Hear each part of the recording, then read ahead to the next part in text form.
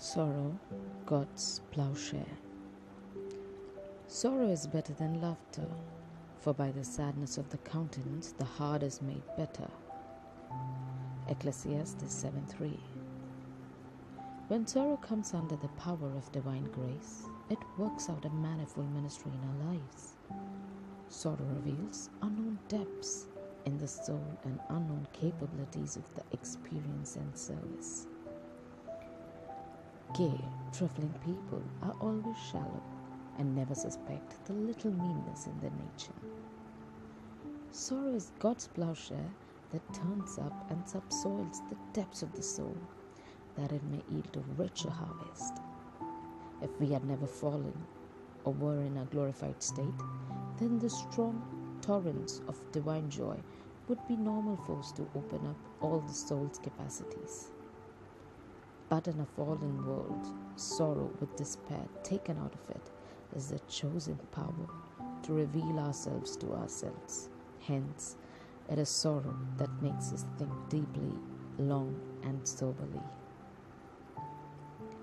Sorrow makes us go slower and more considerately and introspect our motives and dispositions.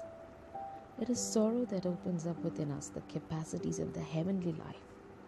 And it is sorrow that makes us willingly to launch our capacities on a boundless sea of a service for God and our fellows. We may suppose a class of indolent people living at the base of a great mountain range who had never ventured into the valley to explore it and canyons back in the mountains.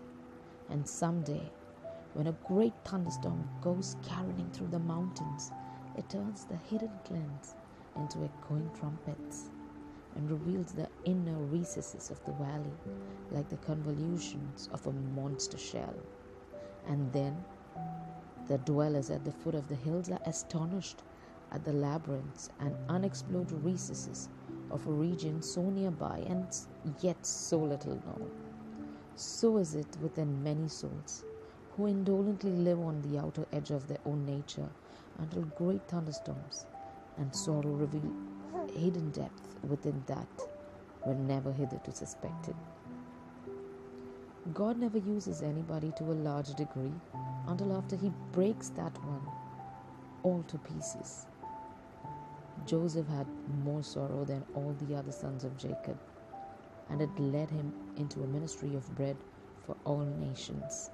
For this reason the Holy Spirit said of him, Joseph is a fruitful bough by a well whose branches run over the wall. It takes sorrow to widen the soul. The dark brown mold's upturned by the sharp-pointed blow, and I've a lesson learned. My life is but a field, stretched out beneath God's sky, some harvest rich to yield, where grows a golden grain.